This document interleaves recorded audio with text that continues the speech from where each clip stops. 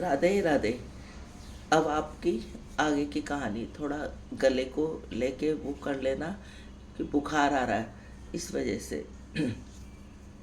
जो सारी पुरानी कहानियाँ हैं वो तो आपको मैंने कल ही बोल दिया था कि सब लोग डाउनलोड कर लेना, लेकिन अब आगे का महात्म डेली आपको मिल जाएगा। आज है शनिवार, तो हम वार की कहानी में शनिवार की कहानी कहेंगे। एक गरीब ब्राह्मण का लड़का एक एक ब्राह्मण देवता कथा करने के लिए जा रहे थे, तो रास्ते में उनको शनिदेव मिले। शनिदेव ने पूछा कि कहाँ जा रहे हो ब्राह्मण देवता? कि मैं कथा करने जा रहा हूँ। कि कथा करने जा रहे हो? कि मैं ब्राह्मण देवता से कहा कि शनिदेव ने पूछा कि कहाँ जा रहे हो ब्राह्मण देवता? कि मैं कथा करने जा रहा हूँ। क्या तो ब्राह्मण ने सोचा कि शनिदेव कहाँ जा रहे हैं। सब उन्होंने ब्राह्मण से पूछा तुम कहाँ जा रहे हो? कि मैं राजा के लगने जा रहा हूँ। अब ब्राह्मण देवता ने सोचा कि जो ना ये राजा के लगेगा तो सारी प्रजा दुखी हो जाएगी, तो उन्होंने कहा तुम राजा के मतलब वो मेरे लग जाओ। कहने लगे कि ठीक है कि तुम 7 साल की ना उठी जाए, 5 साल की ना उठी जाए, 2.5 साल की ना उठी जाए, 1.25 साल की ना उठी जाए, 1.25 महीने की ना उठी जाए, तुम 1.25 पहर के लिए मेरे लग जाओ। शनिदेव ने कहा ठीक है।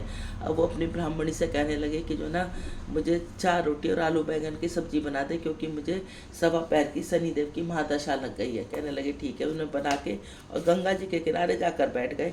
अब उधर से गंगा जी में 2 मतीरे बहे जा रहे थे। उन्होंने उसे निकाल के अपने घोड़े के नीचे रख लिया। शनिदेव की दृष्टि पड़ी और वो दोनों मतीरे उसके राजा के लड़के के सिर बन गए। अब उन्होंने उससे कहा कि क्या बात है? राजा के लड़के के सिर बन गए। उधर से सैनिक निकले जा रहे थे। उन्होंने कहा ब्राह्मण देवता ने तो बड़ा जुल्म करा कि देखा कि इतने जो राजा हमें प्रजा को अपने बच्चों की तरह पूछती है, उसी के लड़कों का सिर काट दिया। अब उन्होंने उसको पकड़ के ले जाकर रानी को बताया। राजा शिकार खेलने के लिए गए तो रानी ने कहा इसको फांसी पे चढ़ा दो। अब उन्होंने कहा कि ब्राह्मण तुम बताओ तुम्हारी अंतिम इच्छा क्या है? मेरी अंतिम इच्छा 1.25 के लिए शनिदेव का नाम लेना। उन्होंने कहा ठीक है ले लो। तो उन्होंने कहा कि शनिदेव का नाम लेने लगे। 1.25 बीत गया। उधर से राजा के लड़के खेलते हुए आगे। रानी ने सारे सैनिकों को भगाया कि जाके देखो तो सही, कहीं ब्राह्मण को उन्होंने फांसी पे तो नहीं चढ़ा दिया। अब वो वहाँ जाके फांसी की तैयारी कर रहे थे। सबसे पहले ब्राह्मण देवता को सोने की फांसी लगाई जा रही थी, वो टूट गई। चांदी की लगाई वो टूट गई। तांबे की लगाई वो टूट गई। लोहे की लगाई वो टूट गई। तो इतने में रानी भी भागी हुई आ गई। उन्होंने कहा फांसी को रोक दो। ब्राह्मण देवता से पूछा कि तुमने ऐसा क्या आने बिना ने करे जो तुम्हारी फांसी रुक गई? तो वो कहने लगे कि मैंने कुछ नहीं कहा, शनिदेव राजा के लगने जा रहा था। मैंने कहा राजा के लगेंगे तो सारी प्रजा दुखी होगी, 1.25 के लिए मैंने शनिदेव की महादशा ले ली। उन्होंने कहा 1.25 में इतना काम है तो आगे की बताओ। कि सुबह के समय जल चढ़ाए, शाम के समय पीपल के नीचे जोत जलाए तो शनिदेव की महादशा उतरेगी। शनिदेव जैसे तूने उसकी सारी बलाएं उतारी, वैसे कहते सुनते हमारे और हमारे परिवार की सबकी उतारना। शनिदेव की दशा चली 70 बला टली। जैसे शनिदेव तुम राजा की उतरे वैसे सबके उतरना। बोलो शनिदेव महाराज की जय। एक लपसी सा तपसी सा लपसी ने 1.25 की लपसी बनाई, भोग लगी बच्ची को ची आपका ही। तपसी तपस्या करा। कहने लगे आए नारद मुनि हमारा फैसला कर दो, हम में से कौन बड़ा? नारद मुनि ने कहा मैं कल तुम्हारा फैसला करूंगा। अगले दिन उन्होंने लपसी ने लपसी बनाई, भोग लगाया बच्ची को ची आपका ही। तपसी तपस्या करा था। इतने में नारद मुनि ने 1.25 करोड़ का मुद्रा फेंक दी। लपसी तो अपना मगन था, लेकिन तपसी ने अब वो उसको उठाया और अपने घुटने के नीचे दबा दी। नारद मुनि आए कि मेरे 1.25 करोड़ का मुद्रा तो वो क्या मैंने ना उठाई, वो क्या मैंने ना उठाई। उसका घुटना उठाया तो मुद्रा निकली। उन्होंने कहा तेरे को कहने लगा तेरे को घुटना उठाए तो तू तो बड़ा दुष्ट है। तो वो कहने लगा कि जो ना मुझे कार्तिक नहाने वाले को कुछ तो फल मुझे मिलना चाहिए, कि तुझे कोई फल नहीं मिलेगा, कि जरूर मिलना चाहिए। तो वो कहने लगा कि कमरा धो के धेली न तो ब्राह्मण जमा के दक्षिणा दे, कार्तिक नहाने वाली तेरी कहानी न कहे तो आधा फल तुझे मिलेगा। लपती तपसी माँ बाप की प्यारी, कृष्ण जी की प्यारी, आदि हो जा पूरी, पूरी हो तो पटा चढ़ गयो। श्रीमन नारायण नारायण नारायण, लक्ष्मी नारायण नारायण नारायण। आज कार्तिक का 3रा अध्याय है। जो अध्याय, क्योंकि इसमें 32 अध्याय होते हैं, तो जो अध्याय छोटा होगा उसके साथ एक अध्याय और पढ़ लेंगे। तो आज एक कार्तिक का 3रा अध्याय बहुत छोटा सा है, तो आज हम कार्तिक का 3रा 4था अध्याय सुनेंगे। बोलो कार्तिक महात्म की जय। कार्तिक माह में श्रेष्ठ कार्य तुलसी की महिमा और पूजा आराधना के बारे में इतना सुनने के पश्चात नारद जी ने ब्रह्मा जी से प्रार्थना की, हे जगत पिता, अब आप मुझे कृपा करके उस उत्तम देवता के बारे में बतलाइए जिसका पूजन इस माह में करना चाहिए। ब्राह्मण ने उत्तर दिया, हे वत्स, गंडकी नदी की उत्तर की ओर गिरजा में दक्षिण में 40 कोस की भूमि महाक्षेत्र कहलाती है। वहाँ पर शालिग्राम तथा गोमती चक्र पाए जाते हैं। इसका पूजन करने से चरना अमृत लेने से मनुष्य मुक्ति को प्राप्त हो जाता है। चरना अमृत लेते समय मंत्र का उच्चारण करना चाहिए। जिस गोमती चक्र में एक चक्र हो उसको सुदर्शन, जिसमें 2 चक्र हो उसमें नारायण, जिसमें 3 चक्रों से आदित्य, जिसमें 4 चक्रों से जलाधन, जिसमें 5 चक्रों उसे वासुदेव, 6 चक्र वाले को प्रद्युम्न, 7 चक्र वाले को संकरण, 8 चक्र वाले को नलकुबेर तथा 9 चक्र वाले को व्यू और दाम 10 चक्र वाले को दशा अवतार कहते हैं। इसके दर्शन मात्र से मनुष्य मोक्ष को प्राप्त हो जाता है। जो भगवान के सम्मुख वीणा तथा बंसी बजाता है, उसका गायन करता है, स्वयं भगवान को प्राप्त होता है। जो भगवान के आगे मृदंग बजाता है, भगवान उसे सर्वप्रिय समझते हैं। जो भगवान के सम्मुख नित्य श्रद्धा से धूप जलाता है, वह कभी नरकगामी नहीं होता। संग से भरा हुआ भगवान पर चढ़ा हुआ जल अंगों को स्पर्श करने से संपूर्ण रोग व पाप नष्ट हो जाते हैं। मनुष्य मुक्ति को प्राप्त कर लेता है। पूजन चाहे मंत्रों द्वारा पूरे विधि विधान से किया गया हो अथवा सामान्य रूप से, परंतु श्रद्धा सच्ची होनी चाहिए। पूर्ण श्रद्धा और निष्ठा से किया गया ध्यान, पूजा पाठ, व्रत आदि फलदायी होता है। बोलो कार्तिक महात्म की जय। चौथा अध्याय। नारद जी स्वयं परम ज्ञानी थे। आप ब्रह्मा जी से ये सभी प्रश्न संसारी प्राणियों की भलाई के लिए कर रहे थे। अतः उन्होंने ब्रह्मा जी से पूछा, हे पितामह, अब आप कार्तिक माह में दीपदान किया जाता है उसका महात्म सुनाने की कृपा कीजिए। नारद जी का यह प्रश्न सुनकर ब्रह्मा जी बोले, हे पुत्र, दीप चाहे सोने का हो या चांदी का, तांबे का हो अथवा मिट्टी का, अपनी सामर्थ्य और श्रद्धा के अनुसार कार्तिक माह में दान अवश्य करना चाहिए। कार्तिक में दीपदान करने से समस्त पापों का नाश हो जाता है। दीपक भगवान की मूर्ति के आगे, तुलसी के समीप, ब्राह्मण के घर पर या वन में, वृक्ष के नीचे अथवा गौशाला या धर्मशाला के आगे संध्या में जलाया जाता है। दीपक घी का जलाए अथवा तेल का, परंतु उसे पूरे मास तक जलाए। ब्राह्मण के घर दीपक जलाने से अग्निहोत्र यज्ञ का फल प्राप्त होता है। जो ऊंचे स्थान अर्थात स्तंभ पर दीपक जलाते हैं उन्हें धन की वृद्धि होती है, वैकुंठ निवास मिलता है। दीप जलाते समय भगवान की प्रार्थना करें, कहे, भगवान आपके ही निमित्त दीपक जलाता हूँ। कार्तिक में मथुरा, माह में प्रयाग और वैशाख में हरिद्वार में स्नान तथा विनिवास करें। यह अत्यंत ही उत्तम है। जब सूर्य तुला, मकर तथा मेष राशि में हो उस समय किए जाने वाले नियम, व्रत, पूजा, दान बहुत उत्तम फल देते हैं। इस महीने में किए हुए व्रत, दान, शुभ कर्मों के सब फलों का नाश दान शुभ कर्मों में सब पापों का नाश हो जाता है।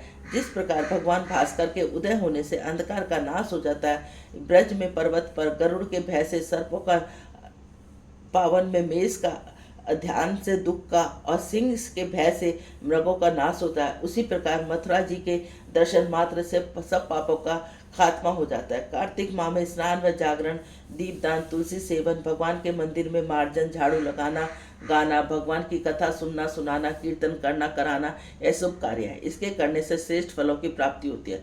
पूर्व जन्म के पापों का नाश करने के लिए कुछ न कुछ व्रत, दान, भजन, पूजन आदि करना अति उत्तम है। ब्रह्मा जी के मुख से पूर्व जन्म के पाप सुनकर नारद जी ने पूछा, हे विधाता, पूर्व जन्म के पाप किस प्रकार माने जाते हैं, यह सुनने की इच्छा है, सो कृपा कर सुनाइए। ब्रह्मा जी बोले, पुत्र, पूर्व जन्म का ब्रह्मा हत्यारा, क्षय रोगी, परगामी स्त्री करने वाला कोढ़ी बनता है। स्वर्ग चोर के नाखून खराब हो जाते हैं, मदिरा पीने वाले के दांत खराब हो जाते हैं। इस प्रकार मनुष्य के पूर्व जन्म के पापों को पहचाना जाता है। इस प्रकार सभी पाप दान और तपस्या, व्रत आदि से निवारण हो जाते हैं। ब्रह्मा जी ने कहा, अब कुछ व्रत आदि बतलाते। एक समय भोजन करने तथा 3 दिन सायकाल और 3 दिन प्रातःकाल भोजन करने को अतिकृष्ट व्रत कहते हैं। सायकाल में 12 गिलास और प्रातःकाल में 26 गिलास 24 गिलास खाने से अतिकृष्ट व्रत कहलाता है। 3 दिन खाए और 3 दिन उपवास करें, यह व्रत अतिकृष्ट व्रत होता है। सायकाल में 1 व्रत, प्रातःकाल में 1 ग्राम, फिर 2 दिन बगैर मांगा हुआ 2 दिन तक उपवास करें, यह व्रत कुताक्ष व्रत कहलाता है। 21 दिन तक केवल दुग्ध या पानी पीता रहे, यह कृतयुक्त व्रत कहलाता है। 12 दिन उपवास करना पूरा व्रत कहलाता है। 4 दिन कुछ नहीं खाना, फिर सत्तू खाना या फिर छाछ पीना, इसके पश्चात ब्राह्मणों को दक्षिणा देना सौम्य कुश व्रत कहलाता है। इस प्रकार 12 दिन तक उपवास करना द्वादश कुश व्रत कहलाता है। तुला पुरुष का दान करना, गोद्रत गोबर दूध दही कुशा का जल पीना, दूसरे दिन उपवास करना यह कुशक संपत्त व्रत कहलाता है। 3 दिन गोमूत्र, 3 दिन गोबर, 3 दिन दही, 3 दिन दूध और 3 दिन घी खाने से कृत संपत्त व्रत होता है। यह समस्त पापों को नाश करने वाला व्रत है। इसी प्रकार गुगर कमल बेल के पत्ते कुशा का जल प्रतिदिन पीना ही ऊनाकृत व्रत है। 3 दिन तक उपवास करके ऊपर लिखी वस्तुओं को पिए तो पूर्ण कुशक व्रत होता है। पका हुआ दूध दही घी जल एक दिन पिए और एक दिन उपवास करे तो इस तरह कुशक व्रत कहते हैं। जल और दूध घी लगाकर 3 दिन तक पिए, एक समय स्नान करे तो यह तप कुछ व्रत होता है। इसका परिणाम पानी 8 तोला, दूध 12 तोला, घृत 4 तोला होना चाहिए। कार्तिक शुक्ला चतुर्थी को भगवान का पूजन करना चाहिए। उस रात्रि को उपवास रखे और कमर तक जल में खड़े होकर रात्रि भर भजन करने को जल व्रत कहते हैं। जो इस व्रत को करता है वह वैकुंठ को प्राप्त होता है। कार्तिक शुक्ल सप्तमी को घी खाकर फिर काशी को उपवास पैतक में कुश व्रत कहा जाता है। यह पैतक में कुश व्रत करके दिन में भगवान श्री कृष्णचंद्र का पूजन करे। जो करने वाला व्यक्ति तीनों लोकों में पवित्र होकर वैकुंठ को प्राप्त होता है। कार्तिक शुद्धि छठ से 3 दिन तक उपवास करने से महेंद्र कुश व्रत हो जाता है। इसे करने से मनुष्य दुर्लभ वैकुंठ को वास करता है। 3 दिन अन्न भक्षण करने से, 3 दिन उपवास करने से पंचक व्रत हो जाता है। वैश्व कुश व्रत कहते हैं। ये एकम को पंचमी तक केवल दही खाएं और फिर काशी द्वासी को भगवान का पूजन करें तो उसे परम कुश व्रत कहते हैं। इसके करने से केवल श्वेत द्वीप में वास मिलता है।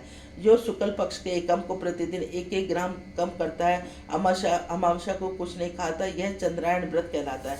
एक शाम 2 तोले अर्थात 25 ग्राम के लगभग मानना चाहिए। इस बारे में जितना भोजन आसानी से मुंह में आ जाए उतना ही ग्रास होना चाहिए। कृष्ण पक्ष में यदि 14 को 5 ग्राम और प्रतिदिन 1-1 ग्राम बढ़ाकर एक पक्ष में 240 ग्रास पूरे करना चाहिए। इसे चंद्रायण व्रत कहते हैं।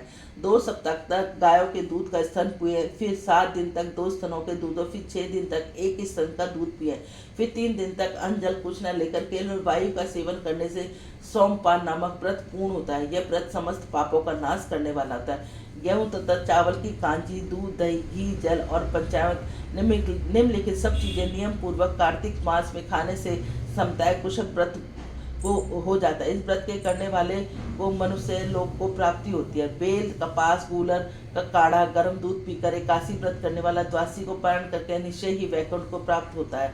जो व्यक्ति कार्तिक शुद्धि सप्तमी अष्टमी नवमी दसवीं को जल कमल खाए फिर एकादशी को उपवास करे वह लक्ष्मी व्रत कहलाता है। इस व्रत को करने वाले पर लक्ष्मी जी कृपालु बनी रहती है। अंत में उसे भगवान विष्णु के वैकुंठ को वास मिलता है। प्रातः काल में 4 ग्राम और सायकाल के खाने से शिशु चंद्रायण व्रत होता है। कार्तिक शुद्धि 14 में ब्रह्म कुच व्रत में गौरी का पूजन करना चाहिए। इस विधि इस प्रकार है। गोमूत्र गोबर दूध दही घृत और कुशा का जल लेकर इन सबको मिलाकर पंचगव्य बनाए।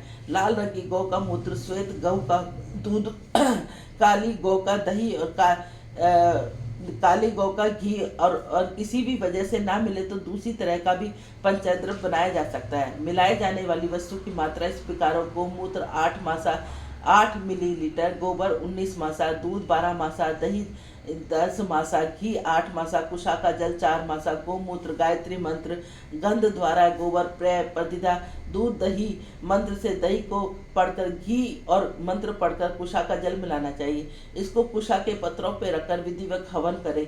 वेद के इन मंत्रों को आहुति देनी चाहिए। इरावती इंद्र विष्णु विक्रमे सरवती मनसोत्रम सरवती इन मंत्रों की आहुति देकर बचा हुआ पंचद्रव्य पान करना चाहिए। यह पलाश के पात्र में, स्वर्ण या चांदी के पात्र में पान करना चाहिए। 1 दिन तक रात्रि उपवास करें, साथ ही भगवान का स्मरण करें।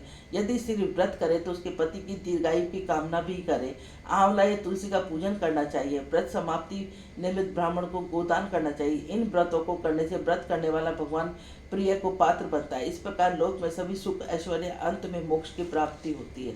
बोलो कार्तिक महात्म की जय। श्रीमन नारायण नारायण नारायण लक्ष्मी नारायण नारायण नारायण।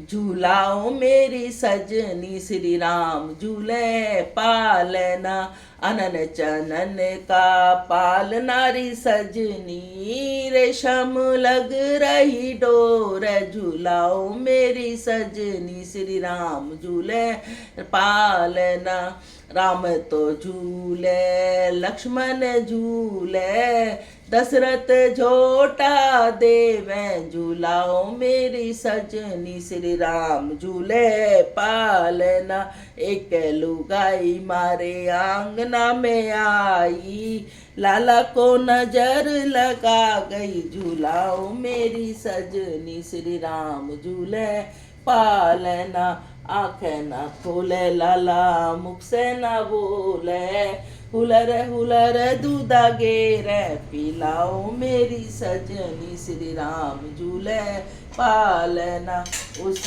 लुगाई को पकड़ बुलाओ लाला की नजर उतारो झूलाओ मेरी सजनी श्री राम झूले पालना आंखें भी खोले लाला मुख से भी बोले गुटर दूधा पीवे पिलाओ मेरी सजनी श्री राम झूले पालना आंगन में खेल रहे चारों भाई ब्रिज में खेल रहे चारों भाई राम और लक्ष्मण चरत भरत है हनुमत ने धूम मचाई आंगन में खेल रहे चारों भाई ना कोई चाचा ना कोई ताऊ ना कोई मका जाया भाई आंगन में खेल रहे चारों भाई मारी टोर गेंद गई यमुना कूद पड़े रघुराई आंगन में खेल रहे चारों भाई रावण मार राम घर आए घर घर बजे बधाई आंगन में खेल रहे माते यशोदा तपे रसोई जिम रहे चारों भाई आंगन में खेल रहे बहन सुमत्रा जल भर आई चिवड़ा करे चारों भाई आंगन में खेल रहे करो एक कार्तिक की नहाने वाली श्री कृष्ण का आरता हो रहा माटी का हमारा दीव लाजी रूपा बरी बात हमी सुहागन हमी सपूती जोड़ियो जी भर कार्तिक की रात श्री नारायण का आरता हो राम लिपा पोता ओबरा जी माए बिछाई खाट ये जोड़ी तो अचलज रहियो एक पुरुष दूजी नार श्री नारायण का आरता हो राम गंगा बड़ी गोदावरी जी तीरथ बड़े प्रयाग व्रतों में एकादशी जी मारा है प्रेम आधार श्री नारायण का आरता हो राम तुलसी का बिरला भला जी माया चंदन का रूप साधु की मंडली भले जी और सावरिया हर का रूप श्री नारायण का आरता हो राम नारायण के आरते में कौन कौन रखवाल सीता माता द्रौपदी जी और कौशल्या हर की मात सुमित्रा हर की मात केकैया हर की तो श्री नारायण का आरता हो राम नारायण के आरते में कौन कौन फल होय अन्न लक्ष्मी बहुत घनी जी मोरे मुकुट गत होए श्री नारायण का आरता हो राम तुलसा महारानी नमो नमो हर की पटरानी नमो नमो साढ़ मास में बोईरानी तुलसा सावन मास में हुई हरियाली नमो कार्तिक माह बैसाख में हुई तेरी पूजा मंगसिर मास में हुई पटरानी नमो नमो तुलसा महार नमो नमो ऐसा क्या मैया जब तब की ना जो सालीग्राम की हुई पटरानी नमो नमो 8 बरस कार्तिक के नहाई तो सालीग्राम की हुई पटरानी नमो तुलसा महारानी नमो नमो 56 भोग 3600 मेवा बिन तुलसा हरि एक नमानी नमो नमो तुलसा महारानी नमो एक पत्र तुलसी का रख दिया सालीग्राम ने हसस मानी नमो जो तुलसा सवेरे गावे श्री कृष्ण जी के दर्शन पावे नमो जो तुलसा दोपहर में गावे खीर खांड के भोग लगावे नमो नमो तुलसा महाराज जो तुलसा सही सांझ को गावे, श्री किशन जी की आरती उतारे, नमो नमो। जो तुलसा आधी रात को गावे, यम के दूत निकट नहीं आवे, नमो। हम तुम गावे सदा सुख पावे, तुलसा माँ के लाड़ लड़ावे, नमो नमो। पथवारी तुझे सींचे धरती माता तो इंद्र घर रही हो, पथवारी तुझे सींचे राधा रुक्मण तो कन्हैया घर, पथवारी तुझे सींचे सवीरी तो वीरन घर रही हो, पथवारी तुझे सींचे हम सभी तो हमारे गई हो। माया भी आवे माया भी पावे, इच्छा फल हर हर गंगा लहर तिरंगा तेरी लहर, शीतल चंगा गंगा के दौरा पोंगे आवा तो बार बार पाऊंगे वासुदेव स्वभाव, गंगा के दौरा पोंगे केसर तो बार बार मिलेंगे पति परमेश्वर, गंगा के दौरा पोंगे आना तो बार बार चलेंगे नैना, गंगा के दौरा पोंगे पेठा तो बार बार मिलेगा कन्हैया सवेटा, गंगा के दौरा पोंगे जावी तो बार बार मिलेगी सीता शिवा, गंगा के दौरा पोंगे उड़ा तो बार बार पहनूंगी चूड़ा, गंगा के दौरा पोंगी माया तो बार बार चलेगी मेरी खाए, गंगा टूटी बारम्बार भाई भतीजे घी जवाई, एड़ा बेड़ा गली मोला मैं तो पूछो मेरी नार तू नाय कार्तिक माँ, मैं दिया चिड़ियों ने चून मैं पाया मेघरा की जून, मैं दिया बेले ने ग्रास मैं पाया वृंद, फूटे लोटे सींचन जाए उसका जन्म मकान जाए, फूटी थाली भोजन खाए उसका जन्म घर में घी और सूखी खाए उसका जन्म मकान जाए, नहाए धोए बेटी के जाए उसका जन्म मकान जाए, सासुर मिल से भोवल खाए उसका जन्म मकान जाए, साबुत लोटे सींचन जाए उसका जन्म सफल हो जाए, साबुत थाली भोजन खाए उसका जन्म सफल हो जाए, नहाए धोए मंदिर में जाए उसका जन्म सफल हो जाए, भोवल में से सासुर खाए उसका जन्म सफल हो जाए, सासू जी के लागू पाए नंदू जी उड़ाऊंची, नंदू जी उड़ाऊंची सदा जी भाई कवि। सबको राम राम। यदि आप सब लोगों को हमारा चैनल अच्छा लगता है तो इसको ज़्यादा से ज़्यादा लाइक करें, ज़्यादा से ज़्यादा शेयर करें, नए हैं तो सब्सक्राइब करें, बेल आइकन को जरूर दबाएं। और इससे पहले की सारी कहानी वो डिस्क्रिप्शन बॉक्स में लिखी हुई हैं, वो डेली कही जानी है, तो आप वहीं से ही डाउनलोड करके पहले वो कहानियाँ कहें और उसके बाद ये महात्म और तुलसी की आरती सुनाएं। बोलो राधे राधे।